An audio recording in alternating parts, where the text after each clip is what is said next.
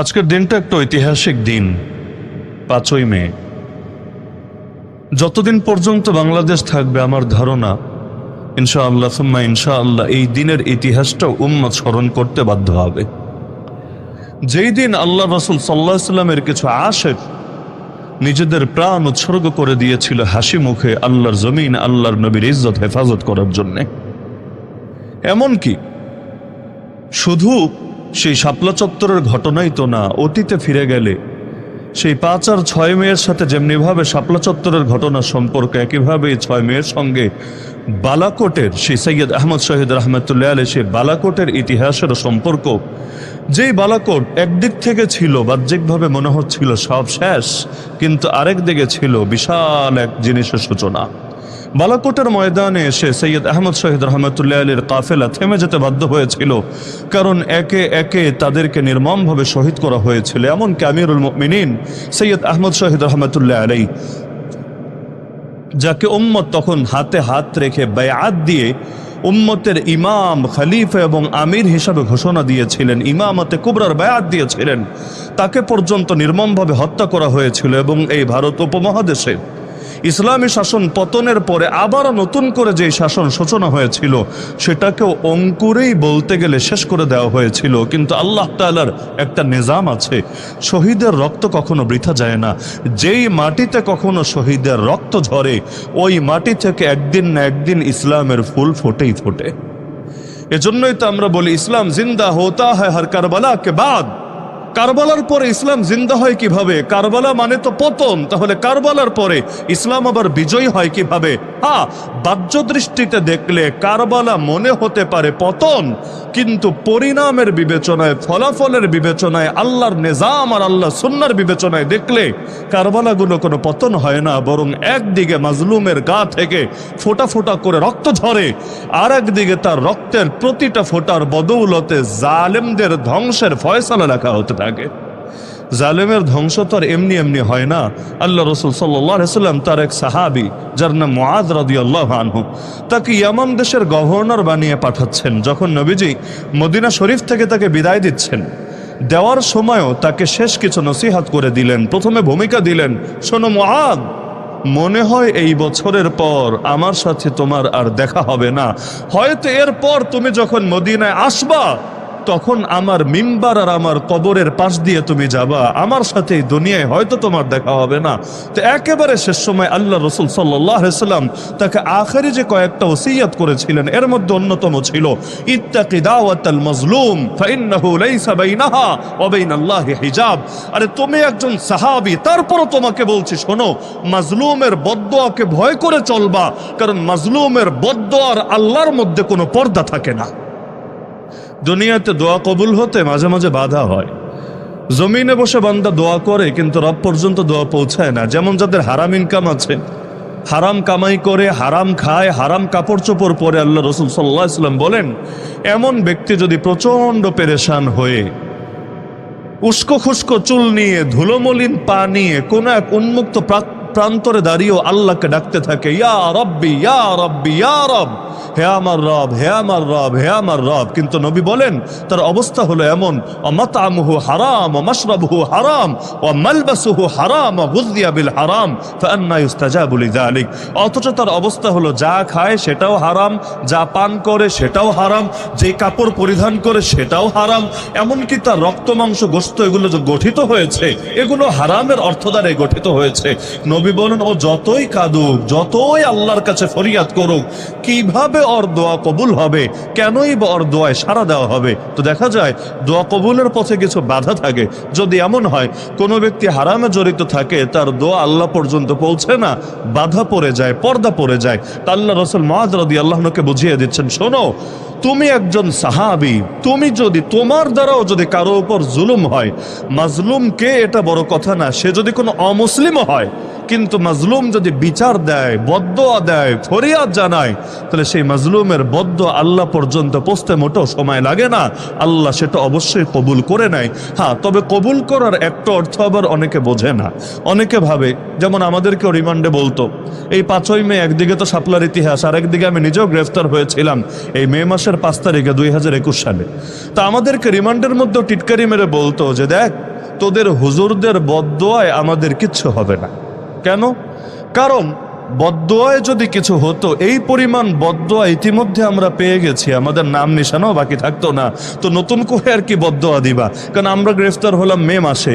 আপনাদের মনে থাকার কথা, নরেন্দ্র মোদীকে কেন্দ্র করে যে ঝামেলা হলো, ঝামেলার পর থেকেই তো গ্রেফতারি শুরু হলো। তো মে মাস আসতে আসতে রমজানের, আমি গ্রেফতার হলাম 23 রমজান আসতে আসতে কয়েকশো আলেম ওলামা গ্রেফতার হয়ে গেছে।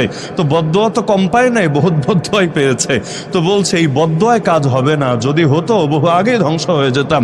যেহেতু ধ্বংস হই নাই, তার মানে দুইটার যে কোনো একটা, হয়তো তোমাদের হুজুরদের মধ্যে ভেজাল ঢুকে গেছে, এজন্য তোমাদের বদদোয়ায় কাজ হয় না, অথবা আমরা যা করছি ঠিকই করছি, এজন্য শকুনের দোয়ায় গরু আর মরছে না। তো দুইটার যে কোনো একটা। সুতরাং যতই বদদোয়া দাও কোনো লাভ হবে না। ওই সময় আমার মনে পড়ে, কথাটা আমাকে না, বলছিল আরেকজন আলেমকে উদ্দেশ্য করে।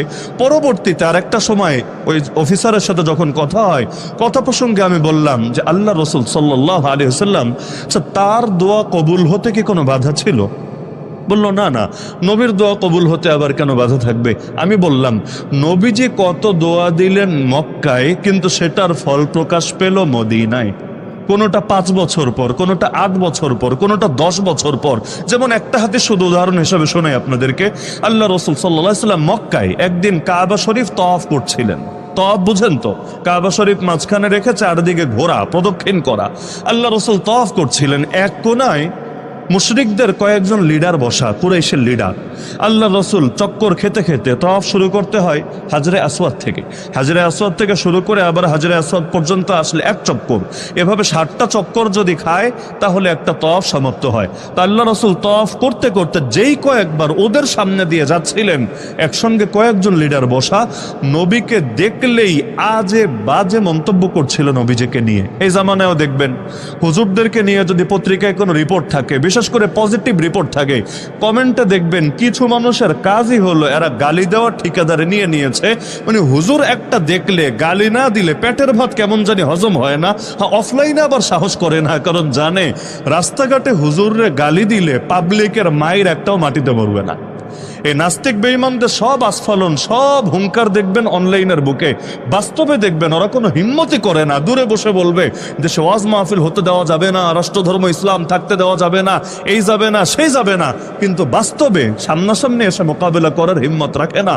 তো দেখা যায় আল্লাহ রসুলকে এভাবে টিটকারি মারছিল বারবার বারবার।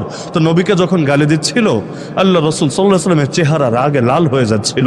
নবীজির চেহারা যেহেতু অনেক সুন্দর ছিল, তিনি যখন রাগান্বিত হতেন চেহারা এত লাল হতো, মনে হতো যেন তার চেহারায় কেউ ডালিমের দানাগুলো নিংড়ে দিয়ে দিয়েছে। ডালিমের দানা যদি ব্লেন্ডার করেন অথবা চেপে নিংড়ে এর রস যদি কারো চেহারায় ঢালেন, যতটা লাল হবে। আল্লাহ রসুল যখন রাগ করতেন তখন তার চেহারা মোবারক কেমন লাল হয়ে যেত। তো এরপরও নবী কিচ্ছু বলছিলেন না, তওয়াফ করেই যাচ্ছিলেন।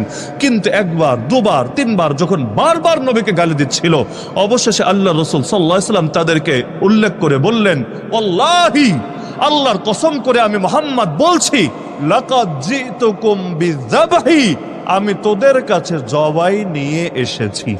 বাক্যটা বড় জটিল বাক্য। আল্লাহ রসুল বলছেন আল্লাহর কসম আমি তোদের কাছে জবাই নিয়ে এসেছি। এমনকি কোনো কোনো হাদিসে আছে নবীজি হাত দিয়েও ইশারা করলেন, এভাবে নিজের গলার দিকে দেখিয়ে এভাবে ইশারা করলেন, আল্লাহর কসম আমি তোদের কাছে এটা নিয়ে এসেছি। যেই মাত্র ইশারা করলেন, দরকার তো স্বাভাবিক তো এটাই, গালি আগের চাইতে আরো বাড়বে, এমনকি গায়েও হাত তুলতে পারে। কারণ আপনাকে যদি লোকে গালি দেয়, আপনি দুর্বল থাকেন, প্রতিবাদ করলে দেখবেন আরো তেরে এসেছে। ওই কোনো নারীকে যদি ইফটিজিং করে বখাটেরা, সে যদি একা থাকে, বখাটে অনেকজন, যদি সে প্রতিবাদ করে তাহলে লাভ কিচ্ছু হয় না, উল্টা তারা অনেক সময় আরো খারাপ বিহেভ শুরু করে দেয়। তো আল্লাহ রসুল যখন তাদেরকে জবাইয়ের কথা বললেন, ওরা তো জানে আল্লাহ রসুল মক্কায় দুর্বল, তার ক্ষমতা নাই, তার বাহিনী নাই, তার কিচ্ছু নাই। তো দরকার তো এটাই যে এবার নবীর উপর আরো চড়াও হবে, গালি আরো বেশি দিবে। কিন্তু হাদিসে স্পষ্ট আছে তারা সবাই এমন ভাবে চুপ হয়ে গেল, মনে হচ্ছিল এরা যেন জিন্দা না মুর্দা মানুষ, মুখ থেকে কোনো কথাই বের হচ্ছিল না। কেন?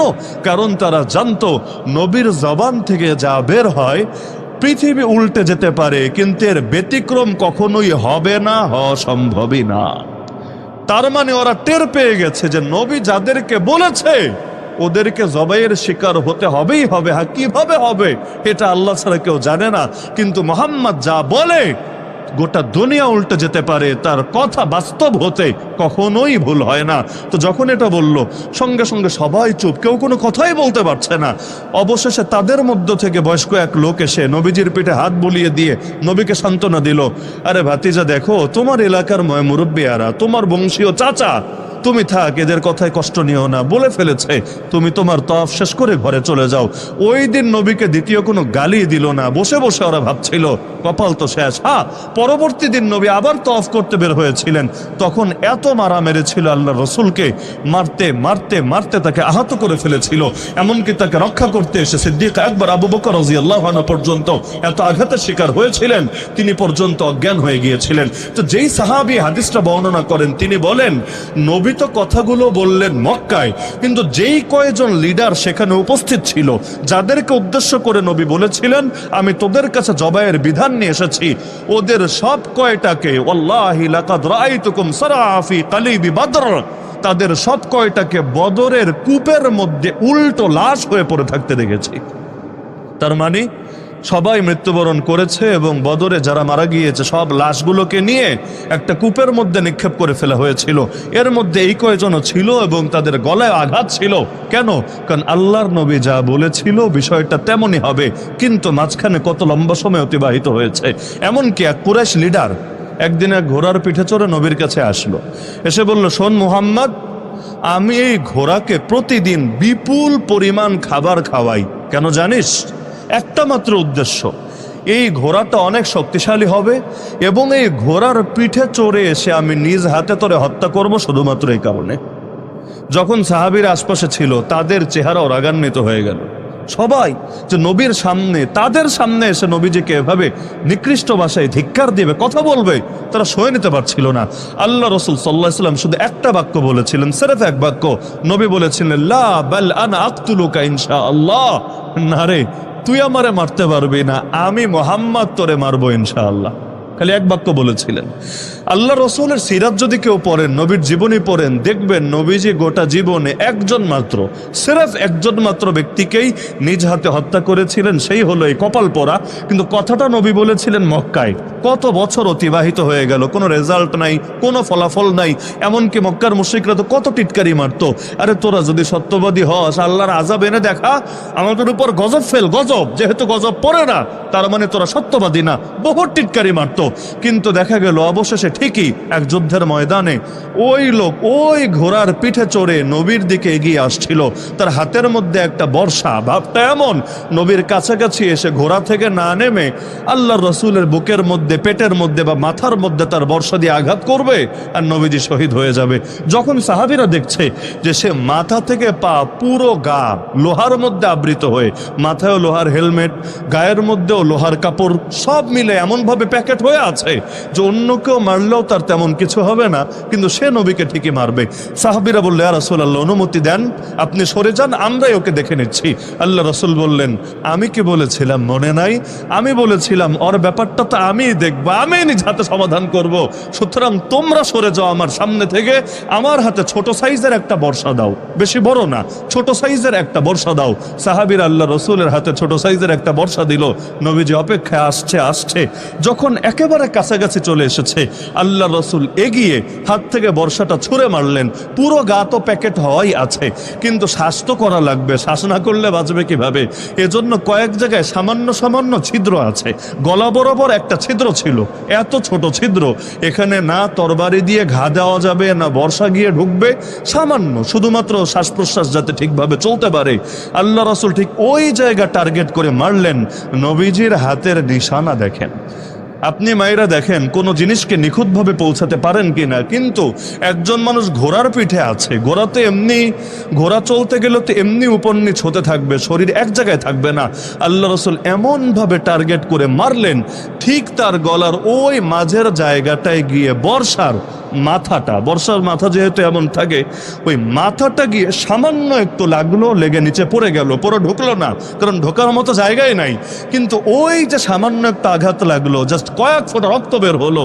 সে এমনভাবে চেঁচাতে লাগলো, বড় ষাঁড় জবাই করলে যেভাবে চেঁচায়, এভাবে চেঁচাতে চেঁচাতে ঘোড়ার পিঠ থেকে লাফিয়ে নিচে পড়ে গেল।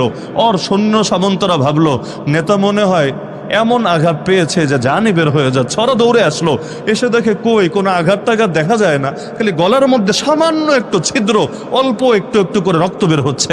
তারা এবার ধিক্কার দিল, আর কিসের কমান্ডার তুমি? একজন সাধারণ সৈনিকতে এত অল্পতে কাঁদে না, আর তুমি এমনভাবে চেঁচাচ্ছ মনে হচ্ছে আসমান জমিন সব বরবাদ হয়ে গেছে। সে বলল, আরে আজকে আমার বুঝে এসেছে, মুহাম্মদ যে মক্কায় যেদিন বলেছিল তখনই আমার সচেতন হওয়া দরকার ছিল। যদিও কেটেছে সামান্য, কিন্তু আমার এত দরদ হচ্ছে, এত যন্ত্রণা হচ্ছে, আমার একার যন্ত্রণা যদি তোমাদের সবার মধ্যে ভাগ করে দেই, তোমরা সবাই মরবা, একটাও বাঁচতে পারবা না। এমনকি আমার দিলে এখন একিন চলে এসেছে, মোহাম্মদ বর্ষা না, যদি থুতু ছুঁড়ে মারতো আমার দিকে, তাহলেও আমি হয়তো প্রাণে বাঁচতাম না। তো এখন এই যন্ত্রণায় ছটফট করতে করতে জায়গায় মৃত্যুবরণ করলো। আর তার সৈনিকরা এবং সকল সাহাবীরাও আল্লাহ রসুলের জিন্দা মুজিজা নিজেদের চোখের সামনে দেখতে পেল। তাহলে বদদোয়া কবে, ফলাফল আসলো কবে? তার মানে দোয়ার বদদোয়া দুইটার ক্ষেত্রেই নগদী রেজাল্ট আসতে হবে জরুরি না, কিন্তু মাজলুমের বদদোয়া কখনোই বৃথা যায় না, শহীদের রক্ত কখনোই বৃথা যায় না। আল্লাহর নিজামটাই এমন। এজন্য আল্লাহ তাআলা কোরআনের মধ্যে বলেন, এই যে ফেরাউন জুলুম করেছিল নবী মুসা আলাইহিস সালামের উপর, এবং তার সঙ্গে যারা কালেমা পড়েছিল তাদের উপর, এমনকি জাদুঘররা যারা নতুন মুসলমান মাত্র কালেমা পড়ে ইসলাম গ্রহণ করেছে, তাদেরকে পর্যন্ত ছাড়ে নাই, হুঙ্কার দিয়েছে তোদের সব কয়টাকে জানে মেরে ফেলবো, তোদেরকে শুলিতে চড়াবো, এর আগে উল্টা দিক থেকে হাত পা কেটে দেব, এত এত কঠিন আচরণ করলো।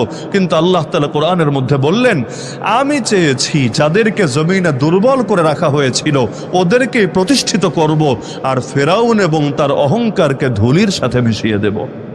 তো এখন কারবালার প্রান্তরে যেমন দেখা যাচ্ছে পতন, উহুদের ময়দানে যেমন দেখা যাচ্ছে পতন, আরও ইসলামের এমন বহু ইতিহাস পাওয়া যাবে যেখানে দেখা যাচ্ছে পতন, কিন্তু পরবর্তী ইতিহাস সামনে রাখলে দেখা যাবে একটা পতনও পতন না, সবগুলো পতন ছিল পরবর্তী বিজয়ের ভূমিকা। এই ভারতবর্ষেও ব্রিটিশরা যখন আমাদের স্বাধীনতা কেড়ে নিয়েছিল, সমস্ত মুসলমানদের মধ্যে পেরেশানি। হ্যাঁ, এখন তো লম্বা সময় চলে গেছে, 1757-তে আমরা স্বাধীনতা হারিয়েছি, আজকে 2025-এর 5ই মে, এতকাল পর্যন্ত স্বাধীনতা ফিরে পাই নাই। হ্যাঁ বলবেন 71-এ তো স্বাধীনতা পেয়েছি, 71-এ ভৌগোলিক স্বাধীনতা পেয়েছি, কথা সত্য, কিন্তু আল্লাহর জমিন, আল্লাহর দিন মানতে পারার যে স্বাধীনতা, ওই স্বাধীনতা তো আজও পাই নাই। আজও আমরা আল্লাহর বান্দা, কিন্তু আমাদেরকে মানতে বাধ্য করা হয় গায়রুল্লাহর বিধান, তাগুতি বিধান, মানুষের হাতে বানানো বিধান। আল্লাহ বিধান দিয়ে দেয় একটা, আমাদের উপর চাপিয়ে রাখে আরেকটা, ওই এরপর গিয়ে ওইটাই মানতে এমনভাবে বাধ্য করা হয়, এর বাইরে গিয়ে কিছুই বলার থাকে না। হাজার উদাহরণ দেওয়া সম্ভব। আমার আল্লাহ মদকে হালাল করেছেন নাকি হারাম? আরে বলেন না হালাল না হারাম? তা আমার আল্লাহ যদি মদকে হারাম করেন, বাংলাদেশে মদের বার থাকে কিভাবে? বাংলাদেশে মদের লাইসেন্স দেওয়া হয় কিভাবে? বাংলাদেশের এলিটরা, যাদের অনেক টাকা পয়সা আছে, ওই সমস্ত লোকেরা তারা প্রকাশ্যে ধানমন্ডি বলেন, বনানী বলেন, গুলশান বলেন, উন্নত উন্নত জায়গায় গিয়ে তারা মদের বারে গিয়ে মদ খায় কিভাবে? আমার আল্লাহ বেশ্যাখানাকে হালাল করেছেন নাকি হারাম? তা আমার আল্লাহ যদি হারামে করে থাকেন, বাংলাদেশে লাইসেন্স নিয়ে এই জাতীয় পতিতালয়ের বেশ্যাখানা চলে কিভাবে? এমনকি 2025-এ এসে এখন এই বেশ্যাদেরকে শ্রমিক হিসাবে স্বীকৃতি চায় কোন মুখে? ইসলামী আইন থাকলে যাদেরকে সর্বোচ্চ শাস্তির আওতায় আনা হতো, ইসলামী আইন নাই, তাও তো এটাতে যে তারা সম্মানজনক জীবনে নাই কে না বোঝে। আরে যেই বাংলাদেশে সবাই ভেবেছিল এখন অন্তত এমন দিন আসবে আর কাউকে পেটের ক্ষুধার জ্বালায় নিজের দেহ ব্যবসা করে খেতে হবে না, আর কাউকে ঋণ পরিশোধের জন্য জীবনের কোনো সংগ্রামের জন্য নিজের ইজ্জত বেঁচে চলতে হবে না। ওই বাংলাদেশেও দরকার তো ছিল এদের জন্য, যারা ইতিমধ্যে বেশ্যা হয়ে গেছে, পতিতা হয়ে গেছে, তাদের জন্য পারলে অন্য কোনো কর্মসংস্থানের ব্যবস্থা করবে, সম্মানজনক জীবনের ব্যবস্থা করবে। কারণ তাদের জন্য যদি তুমি এতই দরদি হও, তাহলে যেখানে তারা সম্মানের সাথে বাঁচতে পারে, মাথা উঁচু করে থাকতে পারে, এমন কোনো জিনিসের ফিকির করাই তো তোমার নৈতিকতার দাবি ছিল। কিন্তু সেটা তো করবেই না, উল্টা এখন এদেরকে শ্রমিক হিসাবে স্বীকৃতি চাচ্ছে। তো শ্রমিক যদি হয় মালিকও তো থাকবে, শ্রমিক যদি হয় তাহলে শ্রমিকদেরকে নিয়োগ কারা দেবে? তার মানে এটাকে কেন্দ্র করে আলাদা ইন্ডাস্ট্রি গড়ে উঠবে, আলাদা শাখা প্রশাখা গড়ে উঠবে, এখানে লক্ষ কোটি টাকা ইনভেস্ট করা হবে, তাদের নিয়মিত বেতন ভাতা থাকবে। আর তখন তো অন্য সেক্টরে লোকই পাবে না। কারণ এই যে গার্মেন্টসে যারা চাকরি করে পুরা মাসে কয় টাকা পায়? 15,000, 20,000, 25,000। এক রাতেই যদি পাওয়া যায় 30,000, তাহলে সেখানে পুরো মাস কষ্ট করে মানুষ কেন পরিশ্রম করবে? তো যাদের দিলে আল্লাহর ভয় নাই, ওরা তো সবাই অন্য চাকরি বাকরি বাদ দিয়ে এই পথে ছুটবে। কারণ সহজেই যদি কোটিপতি হওয়া যায়, কষ্ট মানুষ কেনই বা করতে চাইবে? তো পুরো দেশটাই তো বরবাদ হবে, ধীরে ধীরে একটা জানোয়ারের সমাজে পরিণত হবে। এটা যে সম্মানজনক পেশা না, এর সাক্ষী তো তারা নিজেরাই। যেমন ধরেন আমি হুজুর মানুষ, আমি আমার বাচ্চারেও হুজুর বানানোর চেষ্টাই চালাচ্ছি। আমার বাচ্চারা সবগুলো মাদ্রাসায় পড়ছে, তো মাদ্রাসায় কেন পড়ে? ডাক্তার হওয়ার জন্য, ইঞ্জিনিয়ার হওয়ার জন্য, উকিল ব্যারিস্টার হওয়ার জন্য তার মাদ্রাসায় পড়ে না। তার মানে আমি আমার পেশা নিয়ে, আমার পরিচয় নিয়ে নিজেকে সম্মানিত বোধ করি এবং আমার বাচ্চারাও এই পেশায় আসুক, এটাকেও আমি সম্মানের চোখে দেখি। একইভাবে অনেক ডাক্তার আছে, অনেক ইঞ্জিনিয়ার আছে, অনেক উকিল ব্যারিস্টার আছে, নিজের বাচ্চাকেও এই লাইনেই, মানে সে যেই লাইনে আছে ওই লাইনেই আনার জন্য ছোটবেলা থেকে চেষ্টা চালাচ্ছে। নাই এমন কেন? যে ডাক্তার, তার চোখে ডাক্তারই একটা সম্মানজনক পেশা, যে ইঞ্জিনিয়ার, তার চোখে ইঞ্জিনিয়ারিং একটা সম্মানজনক পেশা। কিন্তু বাংলাদেশে এমন একটা বেশ্যাও কি দেখানো সম্ভব যেই বেশ্যা নিজের মেয়েটাকেও বেশ্যাবৃত্তির পথে আনতে চায়, নিজের মেয়েটাকেও বেশ্যা বানাতে চায়? যদি এটা সম্মানজনক পেশা হতো তাহলে নিজের মেয়ের ব্যাপারেও তার একই চিন্তা লালন করত। কিন্তু এমন বহুত বেশ্যার সাক্ষাৎকার শুধু দেশীয় মিডিয়া না, আন্তর্জাতিক মিডিয়া পর্যন্ত এসেছে, যারা নিজের বাচ্চা কখনো ভুলেও এই পথে পা না বাড়াক এটাই চায়। কেউ নিজের বাচ্চার স্কুলে পড়ায়, এমন মহিলার সাক্ষাৎকারও আছে নিজের বাচ্চাকে মাদ্রাসায় পড়ায় এই স্বপ্ন দেখে যে নিজের জীবন তো বরবাদ হয়েছে, অন্তত তার মেয়েটা বরবাদ না হোক, সে আলোর সন্ধান পাক, সে শান্তিপূর্ণ জীবন নিয়ে বাঁচুক, পরকালেও সে মুক্তি পেয়ে যাক। তাহলে যেই পেশায় তারা নিজেরাই সন্তুষ্ট না, ওই জিনিসকে পর্যন্ত এখন আলাদা স্বীকৃতি দিয়ে, আরে স্বীকৃতি কওমি মাদ্রাসারাই দিল কয়দিন আগে, এখনো পর্যন্ত এদের কর্মসংস্থান নিয়ে কোনো ফিকির নাই, কোনো ব্যবস্থা নাই, এমনকি পরিপূর্ণ মানও এখনো দিয়ে সারে নাই। তো দরকার ছিল কি নিয়ে চিন্তা করা, আর এই ধান্দাবাজগুলো আসলে চিন্তা করে কি নিয়ে? বাংলাদেশে এখনো পর্যন্ত নারীরা শান্তিতে পর্দাও করতে পারে না। এই মাঝে মাঝেই দেখবেন পত্রিকায় আসে, পরীক্ষার হলে ঢুকতে দেয় নাই, নেকাব খুলতে বাধ্য করেছে। বিভিন্ন জায়গায় তারা, এমনকি রাস্তাঘাটে পর্যন্ত নারীরা নিরাপদ না। এখনো পর্যন্ত এমন কোনো দিন নাই, আমার মনে পড়ে না, যেদিন পত্রিকা খুলি কিন্তু ধর্ষণের খবর পাওয়া যায় না প্রতিদিন। অথচ এই যে একটু আগে গজল গেল আলহামদুলিল্লাহ, যে ইসলাম যদি আসে তাহলে এমন অবস্থা হবে যে একজন নারী অচেনা রোডে পর্যন্ত হেঁটে যাবে, কিন্তু এই ভয় লাগবে না কেউ তাকে নিয়ে কটূক্তি করবে। আল্লাহ রাসূলের হাদিস আছে যে একজন নারী হেরা থেকে শুরু করে অমুক এলাকায় চলে যাবে, তার দিলের মধ্যে এক আল্লাহ ছাড়া দ্বিতীয় কারো ভয় থাকবে না, একজন মানুষ তাকে নিয়ে কটূক্তি করবে এই আশঙ্কাই তার ভেতরে আসবে না। সাহাবীরা নিজে সেই দৃশ্য পরবর্তীতে দেখেছেন, বাস্তবেই সেটা সংঘটিত হয়েছে। তাহলে যেই দেশে নারীদের ইজ্জতই স্বাধীন না, নিরাপদ না, এমনকি এখনো পর্যন্ত যে ধর্ষণগুলো হয়েছে এগুলোর বিচারও তো হয় না। যখন যেটা হয় দেশ কয়েকদিন গরম থাকে। আসিয়া হত্যা নিয়ে দেশ গরম ছিল না, আজকে আছে গরম নাই। ও যেই সময়ের ঘটনা ওই সময় আমরা বলেছিলাম যে দেখবেন 1 মাস পরে এগুলো স্মরণ করারও কেউ থাকবে না। ওই সময় পুরো দেশ গরম, মনে হচ্ছিল এই সব হয়ে যাবে, কিন্তু কই, এভাবে কত ধর্ষণের কেচ্ছা একে একে হারিয়ে যাচ্ছে আর যাচ্ছে আর যাচ্ছে। আর ইসলাম কি শুধু ধর্ষণের বিরুদ্ধে না জিনারও বিরুদ্ধে? বলেন না, ইসলাম কি ধর্ষণের বিরুদ্ধে না জিনারও বিরুদ্ধে? কারণ জিনার দরজা খোলা থাকলে ধর্ষণ হবেই হবে, কোনো সন্দেহ। জিনার দরজা যদি খোলা থাকে ধর্ষণ হবেই হবে। আর এখন তো মামলাও হয়, বিয়ের প্রলোভনে ধর্ষণ হয় না? মানে কি? মানে তো জিনাই ছিল এতদিন, 6 মাস, 1 বছর, 2 বছর, 5 বছর জিনা ছিল, কিন্তু বিয়া করে নাই, এখন জিনাটাই ধর্ষণ হয়ে গেল। যদি বিয়া করতো তাহলে আর ধর্ষণ হতো না, জিনা জিনাই থাকতো। এমনকি নারীবাদীদের মাথায় যে কয় কেজি গোবর আছে আল্লাহ ভালো জানে।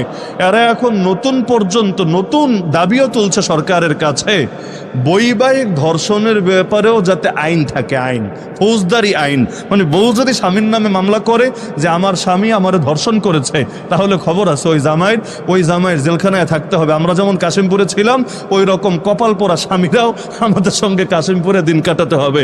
কারণ কার বউ কবে মামলা করবে কোনো গ্যারান্টি আছে? আর এটা স্বামী বেচারা প্রমাণই বা করবে কিভাবে যে না, আদালত সে রাজি ছিল, সে সম্মত ছিল, আমি তারা জোরাজোরি করি নাই, কোনো প্রকার, বিশ্বাস করেন, কোনো চাপ দেই নাই, কিচ্ছু করি নাই, সে নিজের থেকেই রাজি ছিল। কিভাবে প্রমাণ করবে?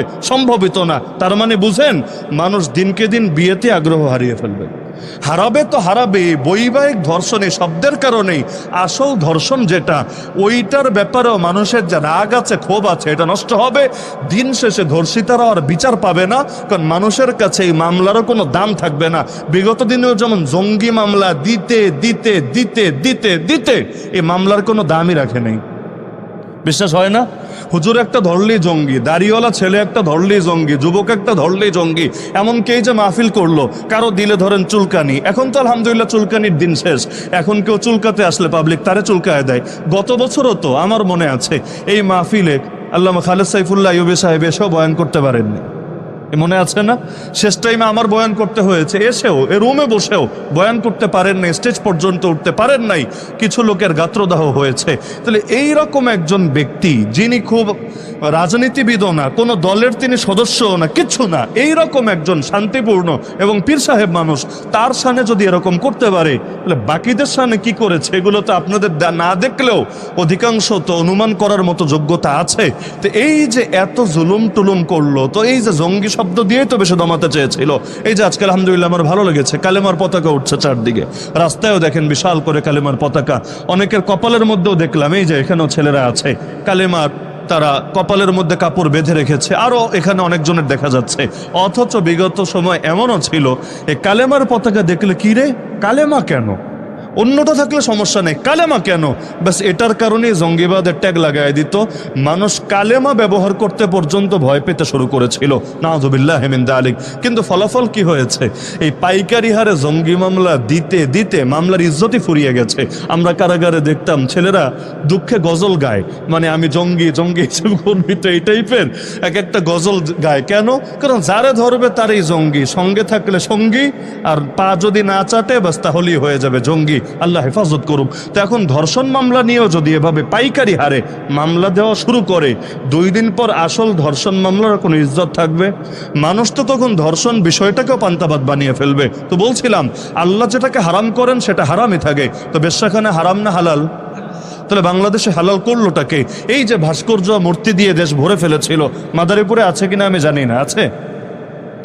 তো এই যে মাদারীপুরের থেকে শুরু করে পুরো দেশে যত ভাস্কর্য ছিল, আল্লাহ কি এগুলোকে হালাল করেছেন না হারাম? তাহলে এই দেশে কারা হালাল করলো? তাহলে দেখেন, একটা শাইন মানা যায় না, কোর্ট কাচারিতে গেলে কোরআন দিয়ে বিচার পাওয়া যায় না, ব্যাংকে গেলে কোরআন সুন্নাহর আলোকে লেনদেন করা যায় না, এমনকি অধিকাংশ জায়গায় কোরআন সুন্নাহ দিয়ে কিছুই করা যায় না। কোরআন সুন্নাহ দিয়ে শুধু নামাজ পড়া যায়, রোজা রাখা যায়, হজ করা যায়, যাকাত দেওয়া যায়, এর বাইরে এমনকি পারিবারিক আইনের মধ্যে পর্যন্ত কোরআন সুন্নাহ অধিকাংশ ক্ষেত্রে অনুসরণ করা হয় না। এখন তো এগুলোকে বাদই দিতে চায়, আগে যা ছিল তাও বাদ দিতে চায়। অথচ বিগত দিনেও দেখা গিয়েছে, কেউ যদি 3 তালাক দেয় বউরে, কোর্ট কাচারিতে গেলে বা সালিশে বসলে কিভাবে জানে মিটমাট করে দেয়, এমনভাবে সমাধান করে দিবে। হ্যাঁ, কিছু টাকা যাবে, 5,000, 10,000, 20,000 যেতে পারে। তো 3 তালাক দেওয়ার পরও বউয়ের সাথে সংসার করার ব্যবস্থা হয়তো চেয়ারম্যানরা করে দিবে, না হলে আদালতের জজ যারা থাকে তারা করে দিবে। এবং এটা নিয়ে কোনো হুজুর মন্তব্য করলে ওই হুজুররে উল্টা মামলা খেতে হবে, আদালত অবমাননার মামলা অথবা আইনের বিরুদ্ধে রাষ্ট্রদ্রোহী হওয়ার মামলা, নাউযুবিল্লাহি মিন যালিক। অথচ 4 ইমাম একমত, ইমাম আবু হানিফা, হানিফা, ইমাম শাফি, ইমাম মালিক, ইমাম আহমদ বিন হাম্বল, আর 4 ইমাম যদি কোনো মাসালায় একমত হয়ে যায় সেটাকে সর্বসম্মত ইজমাই মাসালার পর্যায়ে গণ্য করা হয়। তারা 4 জন একমত, নিজের বউরে যদি কেউ 3 তালাক দেয়, এক মজলিসে বসেও 3 তালাক যদি দেয়, তাহলে তালাক 3টাই হয়ে যায়, স্ত্রী তার থেকে চিরতরে আলাদা হয়ে যায়। আর পরবর্তীতে যদি অন্য কোনো স্বামীর সাথে বিয়ে হয়, সেখানে ছাড়াছাড়ি হয় অথবা সেই স্বামী মারা যায়, তখন সেটা তার জন্য হালাল হয়, এর আগ পর্যন্ত হালাল হয় না। আবার দ্বিতীয় বিয়েটাও ইচ্ছা করে, মানে চুক্তি করে করে দেওয়া যায় না। চুক্তি করে যদি দেয় যে তোর সঙ্গে আমার তালাক দেওয়া বোর্ডারে বিয়ে দিলাম, বেশি না 3 দিন বা 1 দিন তোরে সুযোগ দিলাম, তবে বেশি ডিস্টার্ব করবি না, সাবধান, আমার আগের বউ কিন্তু, বেশি ঝামেলা টামেলা করবি না, 1 দিন পর আবার ছাইরা দিস, তারপর আবার আমরা ফিরায় নিব। গ্রামে গঞ্জে এগুলো চলতো এক সময়, হিল্লা বিয়ে। এবং অনেকে এগুলো করতেও খুব আগ্রহী ছিল। 1 রাতের জন্য 2 রাতের জন্য বিয়ে করবে, করার পর আবার আগের জনের কাছে ফিরে যাবে। কিন্তু হাদিসে আছে কেউ যদি এভাবে চুক্তি করে অথবা যার জন্য করবে, লাআনাল্লাহুল মুহাল্লিল ওয়াল মুহাল্লাল্লাহু, তাদের উভয়ের উপর আল্লাহ লানত পড়বে, আল্লাহর অভিশাপ পড়বে। তো চুক্তি করে করার জিনিস না। হ্যাঁ, স্বাভাবিকভাবে অন্য কোথাও বিয়ে হয়েছে, স্বাভাবিকভাবে ওই জামাই মরে গেছে, অথবা সে তাকে ছেড়ে দিয়েছে, কারণ মহিলার এমন স্বভাব কোনো জায়গায় টেকার মতো না, এখানেও টেকে নাই, ওখানে গিয়েও টিকছে না, তাহলে ঠিক আছে, সেই ক্ষেত্রে তার জন্য আবার বিয়ে করা বৈধ হবে। তো আগেও দেখা যেত পারিবারিক আইনের মধ্যে বহু ধরনের অসঙ্গতি ছিল, এখন তো অসঙ্গতি আরও বাড়ানোর চেষ্টা চালাচ্ছে। তো কিভাবে আমরা স্বাধীন দাবি করি নিজেদেরকে? আল্লাহর জমিনে স্বাধীনভাবে যদি আল্লাহর কথা বলা নাই যায়, আল্লাহর পথে চলা নাই যায়, এমনকি আল্লাহর কালিমাটাই উড়ানো না যায়, তাহলে এর চাইতে বড় পরাধীনতা আল্লাহর বান্দার জন্য কি হয়? আল্লাহর বান্দা তো আল্লাহর গোলামি করে বাঁচতে চায়, আল্লাহর গোলামি করে মরতে চায়। বিশ্বাস করেন, আল্লাহর কসম, আমরা আল্লাহর গোলামের ঘোষণা দিয়ে মরতে চাই। আমরা মরার সময় এটা বলে বলে যেতে চাই, লা ইলাহা ইল্লাল্লাহ, এক আল্লাহ ছাড়া গোলামের উপযুক্ত, ইবাদতের উপযুক্ত, আনুগত্যের উপযুক্ত দ্বিতীয় কেউ নাই, মুহাম্মদুর রাসূলুল্লাহ। আল্লাহ রাসূল সাল্লাল্লাহু আলাইহি ওয়াসাল্লাম, মুহাম্মদ সাল্লাল্লাহু আলাইহি ওয়াসাল্লাম, তিনি আল্লাহর রাসূল। ব্যাস এই ঘোষণা দিয়ে দিয়ে আমরা মরতে চাই। তো শুরুতেও আল্লাহর গোলামের ঘোষণা। যখন বাচ্চা জন্ম নেয়, ডান কানে আজান, বাম কানে ইকামত দেয় না, এর মধ্যে আল্লাহর গোলামের ঘোষণা থাকে না? আল্লাহু আকবার, একইভাবে আশহাদু আল্লা ইলাহা ইল্লাল্লাহ, সবই তো গোলামের ঘোষণা। তো শুরুতেও আল্লাহর গোলামের ঘোষণা, শেষেও আল্লাহর গোলামের ঘোষণা, তো মাঝখানে অন্যের গোলামি করে কিভাবে?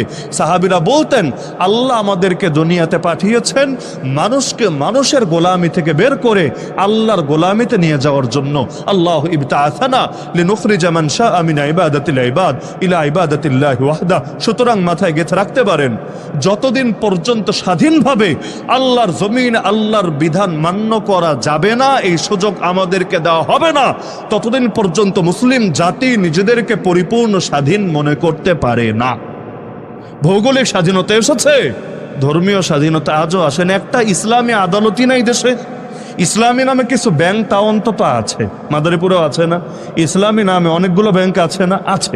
এখন লেনদেন তারা 100% ইসলামে শরিয়া মেনে করে নাকি না মেনে করে, এটা ভিন্ন আলাপ। বাকি নামে হলেও আছে, কিন্তু ইসলামী আদালত, এই নামে কোনো আদালত মাদারীপুরে আছে? আচ্ছা, মাদারীপুর বাদ দিলাম, পুরো বাংলাদেশে কোনো একটা জায়গায় আছে? নাই। তাহলে আমরা যারা সব ক্ষেত্রে ইসলাম মেনে চলতে চাই, আমাদের জন্য সুযোগ কোথায়? দরকার ছিল না? এই যে নারী সংস্কার কমিশন সরকারের কাছে প্রস্তাব জমা দিয়েছে, তারা দাবি করেছে এটা নাকি অপশনাল, এটা নাকি ইসলাম ধর্মের অনুসারীদের উপরও জোর করে চাপাতে চায় না, হিন্দু ধর্মের অনুসারীদের উপরও জোর করে চাপাতে চায় না। যারা ধর্ম না মেনে চলতে চায়, এগুলো কয়টা? পুরো বাংলাদেশ খুঁজলে কয়টা? ধরেন 10,000ই ধরলাম, 20,000ই ধরলাম, 50,000ই ধরলাম।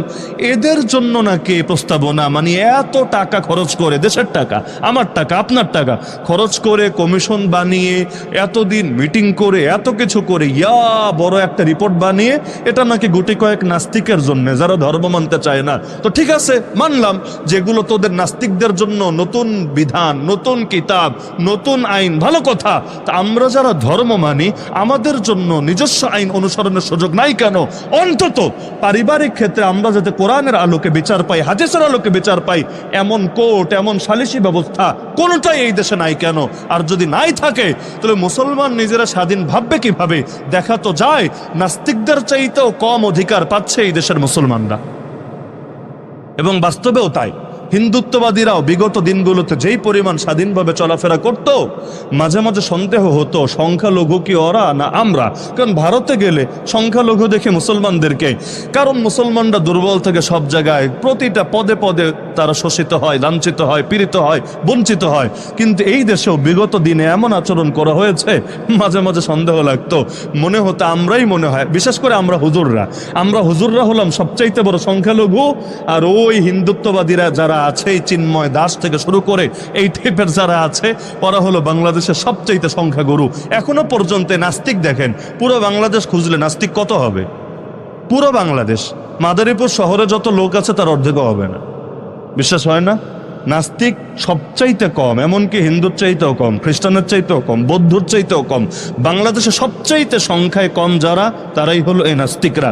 এত কম, কিন্তু এত দাপট নিয়ে চলে, এমনকি মিডিয়াগুলো পর্যন্ত, সরকার পর্যন্ত ওদেরকে এমনভাবে আদর তোয়াজ করে যে কেউ সন্দেহে পড়বে যে আসলে এই দেশে সংখ্যালঘু কারা, নাস্তিকরা নাকি হুজুররা। কারণ এত দাপট নিয়ে ওরা এত বড় কথা বলে কিভাবে? আল্লাহ হেফাজত করুক আমাদেরকে। এই যে আমাদের ধর্মানুভূতিতে আঘাত দিয়ে ওরা ঠিকই বড় বড় গলায় লেকচার মারে, অথচ নাস্তিকদের অনুভূতিতে আঘাত করে। আপনি দেখেন কয়টা কথা বলতে পারেন। যেমন ধরেন, আমি যদি একটা বাক্য বলি, যদিও কালকে এই বাক্য নিয়ে দেশ গরম হতে পারে, খালি বলি, উদাহরণ হিসাবে বলি, এই যেই কয়েকটা নারী বিষয় সংস্কার কমিশনে জড়িত ছিল এবং যারা এই প্রস্তাবনাটা নিজেরা লিখেছে বা লেখাকে অনুমোদন করেছে বা এটার পক্ষে কাজ করেছে সজ্ঞানে জেনে বুঝে, এরা একটাও, এদের অধিকাংশ তো নিজেকে মুসলমান হয়তো দাবি করেই না, তাও যদি করে, এগুলো বেঈমান এবং মুরতাদ হওয়ার ব্যাপারে কোনো সন্দেহ রাখা যেতে পারে না। ধরেন এই ফতোয়াটাই আমি দিলাম যে নারী বিষয় সংস্কার কমিশনে জেনে বুঝে যারা কাজ করেছে, এগুলো লিখেছে, এরা বেঈমান হয়ে গেছে, মুরতাদ হয়ে গেছে, যদি আগে মুসলমান দাবি করে আর কি। আর যদি দাবি না করে তাহলে আর বের করার তো কোনো সুযোগই নাই। ধরেন এই বাক্যটা আমি বলি, যদি কোনোভাবে ওদের কানে পৌঁছায়, দেখবেন কালকে পুরো বাংলাদেশ গরম হয়ে গেছে। কি ব্যাপার, এত বড় সাহস, তিনি নারী বিষয় সংস্কার কমিশনের এই ডাইনিগুলোকে মুরতাদ বলে ঘোষণা দিয়ে দিলেন, বেঈমান বলে ঘোষণা দিয়ে দিলেন। এগুলো নিয়ে বিতর্ক হবে না? কিন্তু ওরা আমাদেরকে জঙ্গি, মৌলবাদী, উগ্রবাদী, সাম্প্রদায়িক, এই সেই কট্টরপন্থী, কত টাইপের কত ধরনের প্রমাণ চালাতেই চায়। এমনকি নারী বিষয়ক কমিশন করেছ, নারী বিষয়ে রিপোর্ট দাও, ভালো কথা, তো সেখানেও লিখেছে রাষ্ট্রধর্ম ইসলাম থাকলে নাকি ঝামেলা, রাষ্ট্রধর্ম ইসলাম থাকলে ঝামেলা, আল্লাহর উপর আস্থা ও বিশ্বাস থাকলে ঝামেলা, এগুলোর পরিবর্তে সেকুলারিজম মাইনা নিলেই নাকি সুবিধা। আরে এইটাও কি নারীদের কাম? এইটাও কি তোমাদের কমিশনের কাজ? আল্লাহ হেফাজত করুক আমাদেরকে। তাহলে দেখা যাচ্ছে আমরা কি এখনো স্বাধীন নাকি পরাধীন? যতদিন পর্যন্ত মানুষকে মানুষের গোলামি করতে বাধ্য করা হবে, সেই মানুষ দেশের বাদশাহী হোক, সেই মানুষ পার্শ্ববর্তী রাষ্ট্রের কোনো ক্ষমতাধরী হোক, সেই মানুষ পশ্চিমের কোনো সুপার পাওয়ার দেশে হোক, যতদিন পর্যন্ত মানুষকে মানুষের গোলামি করতে বাধ্য করা হবে, ততদিন পর্যন্ত লা ইলাহা ইল্লাল্লাহর উপর মানুষ পরিপূর্ণ প্রতিষ্ঠিত হবে। কিভাবে? লা ইলাহা ইল্লাল্লাহ এসেছে জীবনের প্রতিটা ক্ষেত্রে বাস্তবায়িত হওয়ার জন্য।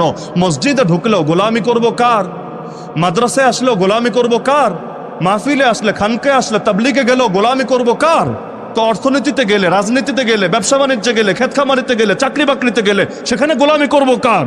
তো জীবনের প্রতিটা ক্ষেত্র, ব্যক্তি জীবন, সামাজিক জীবন, রাষ্ট্রীয় জীবন, পারিবারিক জীবন, প্রতিটা ক্ষেত্রে আল্লাহর গোলামি যদি করা না যায়, আল্লাহকে যদি চূড়ান্ত সার্বভৌম ক্ষমতার মালিক না মানা হয়, তাহলে লা ইলাহা ইল্লাল্লাহ বা কিভাবে বাস্তবায়িত হয়?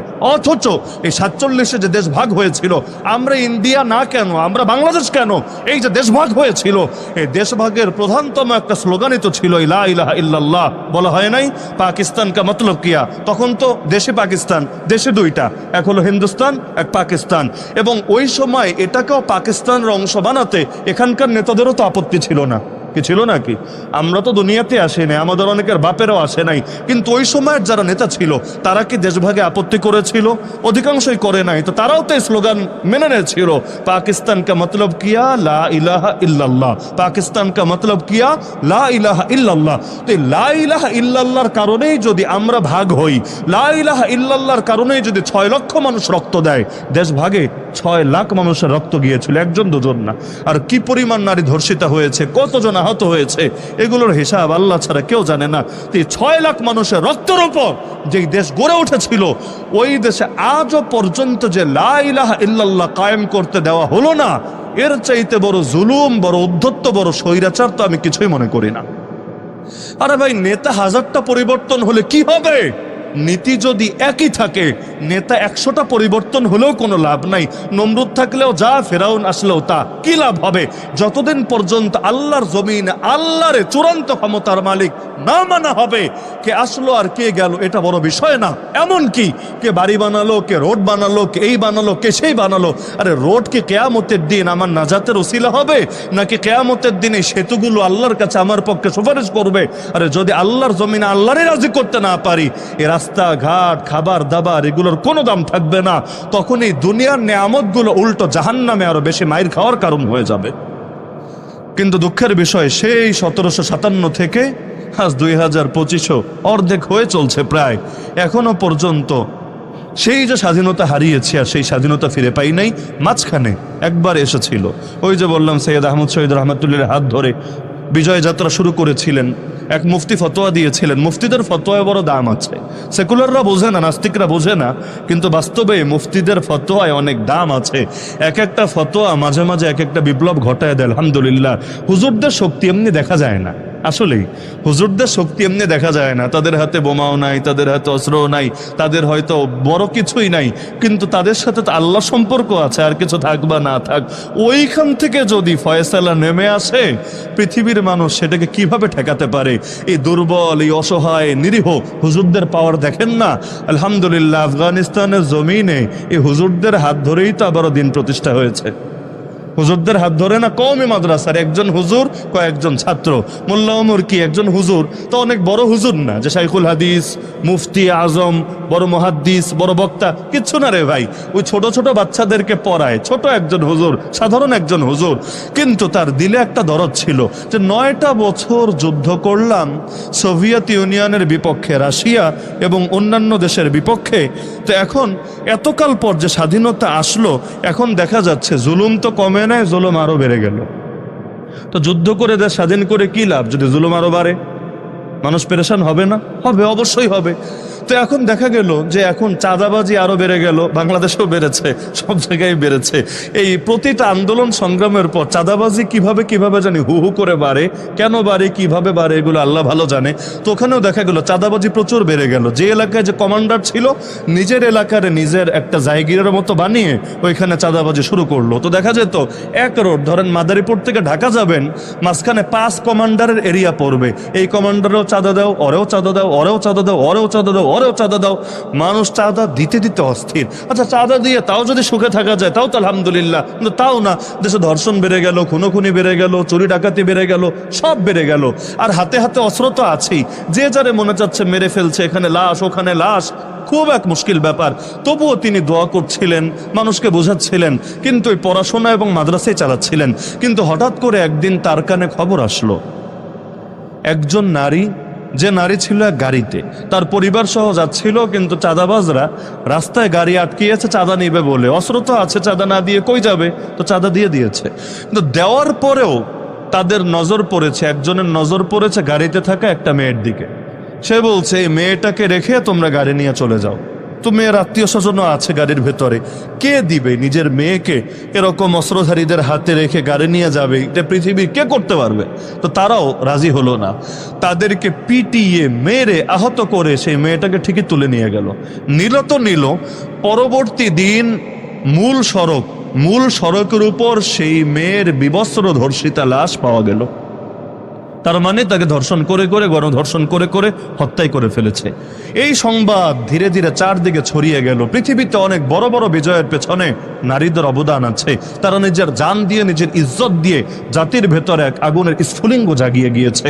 তো সেই নারীর সেই সংবাদ যখন আসলো একজন হুজুরের কানে, যে হুজুর কিতাব পড়াচ্ছিল, ক্লাসে বসা ছাত্রদের পড়াচ্ছে, কিন্তু হঠাৎ করে তার কানে সংবাদ আসলো যে জুলুম বাড়তে বাড়তে অমুক জায়গায় এক নারীকে ধর্ষণ করে হত্যা করে রাস্তার উপর লাশ ফেলে রাখা হয়েছে। সঙ্গে সঙ্গে কিতাবের পাতা বন্ধ করে ছাত্রদেরকে বলল, ছাত্ররা, ইতিমধ্যে সে নিজে আহত, আগে যে 9 বছর যুদ্ধ করেছে, চোখ একটা নাই, আরো বহুভাবে আহত, কিন্তু ছাত্রদেরকে বলল, ছাত্ররা, পড়ালেখা বহুত হয়েছে, বেঁচে থাকলে আরো হবে। যদি মা বোনের ইজ্জতে হেফাজতে না থাকে, যদি আল্লাহর জমিন আল্লাহর দিন বিজয় না থাকে, যদি মুসলমানরা যুদ্ধ শেষ হওয়ার পর আরো বেশি পেরেশানির ভেতরে থাকে, কি হবে এত পড়ালেখা দিয়ে? চলো আমাদের যতটুকু সামর্থ্য আছে তা নিয়ে বদরের মতো আমরাও নেমে পড়ি ময়দানে। ইম্মান নাসর ওয়া ইম্মা শাহাদা, হয়তো কপালে বিজয় আসবে অথবা নসিবে শাহাদাত জুটবে, যেইটাই হোক আলহামদুলিল্লাহ। বিজয়ী হলো আলহামদুলিল্লাহ, আর যদি আল্লাহ শহীদ বানায় আরো বেশি করে আলহামদুলিল্লাহ। চলো আমরা নেমে পড়ি। এই ক্লাসের কয়েকটা ছাত্রকে নিয়ে নামলো। ওই ছাত্রকেই পশতু ভাষায়, মানে আফগানিদের যে ভাষা, ওই পশতু ভাষায় বলে তালেবান। এটা কোনো দলের নাম না, তালেবান মানে স্টুডেন্টস, তালেবান মানে স্টুডেন্টস। তো যেহেতু ক্লাসের ছেলেগুলোকে নিয়ে নেমেছে, এজন্য লোকে বলল কি রে তালেবান নিয়ে নেমেছে, ছাত্র নিয়ে নেমেছে। ওই যে ছাত্র নিয়ে নামলো, তারাও ভাবে নাই কতটুকু পৌঁছতে পারবে। নেমেছিল তো একটু সামান্য নিজেদের যতটুকু সাধ্যে আছে এটা করার জন্যে। আল্লাহর কি কুদরত! আল্লাহ ওই কাফেলাকে এমন সাহায্য করলেন, 2 দিন আগে যাদের নাম নিশানা ছিল না, যেই মানুষটা বড় সড়ো হুজুরও না, বড় কোনো কমান্ডারও না, কিচ্ছু না, কিন্তু আল্লাহ তাআলা তাকে আমিরুল মুমিনিন বানায় দিলেন। 1996 থেকে 2001 পর্যন্ত স্বাধীন দেশে ইসলামী শাসন পরিচালনা করলেন।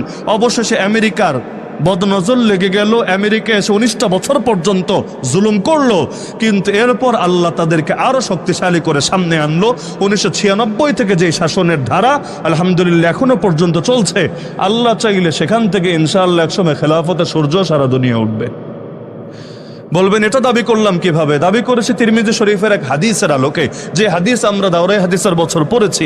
যখন পড়েছি ওই সময় তারা বিজয়ী হয়নি, তারা তো বিজয়ী হয়েছে 15 আগস্ট, আমাদের জেলের বছর, মনে থাকবে আর কি। জেলে বসে আমরা মিষ্টি খেয়েছি আলহামদুলিল্লাহ।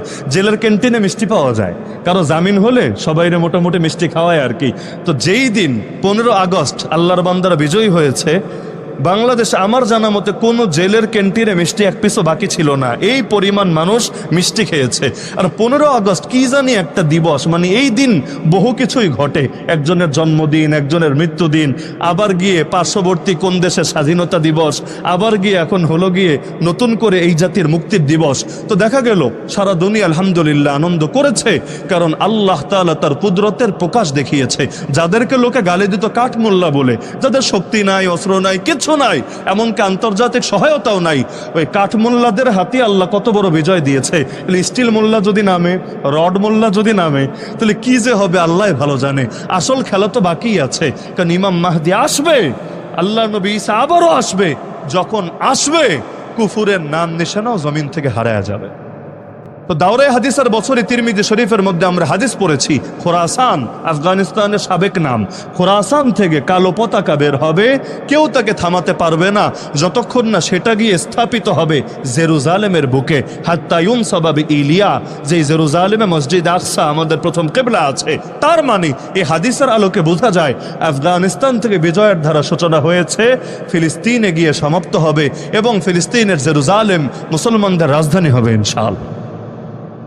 যদিও ইহুদিরা ভাবছে এটা ওদের রাজধানী, তাই না ভাবছে, কিন্তু ওরা যাই ভাবুক না কেন, দুনিয়ার মানুষ তো কত কিছুই ভাবে, কিন্তু হবে সেটা যেটা ফয়সালা করে রেখেছেন আল্লাহ। আল্লাহ তাআলা কোরআনে স্পষ্টভাবে বলেন, সূরা আরাফ আয়াত নম্বর 167। প্রত্যেকে চাইলে নিজেরাও আয়াতটা আরো গবেষণা করে দেখতে পারেন। আল্লাহ বলেন, ওয়াইজ তাআযানা রাব্বুক, তোমার রব ঘোষণা দিয়ে রেখেছেন, লায়াবআসান্না আলাইহিম ইলা ইয়াউমিল কিয়ামা মান ইয়াসুমুহুম সুআল আযাব। কিয়ামত পর্যন্ত, কিয়ামত তো এখনো হয় নাই নাকি, কিয়ামত পর্যন্ত ইহুদিদেরকে দমানোর জন্য আল্লাহ একের পর এক এমন বাহিনী পাঠাতে থাকবেন যারা ওদেরকে কঠিন শাস্তি দেবে। ইন্না রাব্বাকা লাসারিউল ইকাব, নিশ্চয়ই তোমার রব দ্রুত শাস্তিদাতা। ওয়া ইন্নাহু লাগাফুরুর রহিম, এবং নিশ্চয়ই তিনি ক্ষমাশীল চির দয়ালু। এই আয়াত দ্বারা স্পষ্ট প্রমাণিত হয় ইহুদিরা কখনোই খালি ময়দান পাবে না। একের পর এক ওদের মোকাবেলায় মুজাহিদিন নামবে ইনশাআল্লাহ। একজন যদি শহীদ হয় আরেকজন এসে নেতৃত্ব ধরবে। এমনকি গোটা হামাসকেও যদি ওরা কখনো শহীদ করে ফেলে, আল্লাহ না করুক, তবুও এটা ভাবার কারণ নাই ওরা স্বাধীনভাবে মসজিদে আকসা ভেঙে গুড়িয়ে এখানে মন্দির বানিয়ে স্বাধীনভাবে ইবাদত করবে।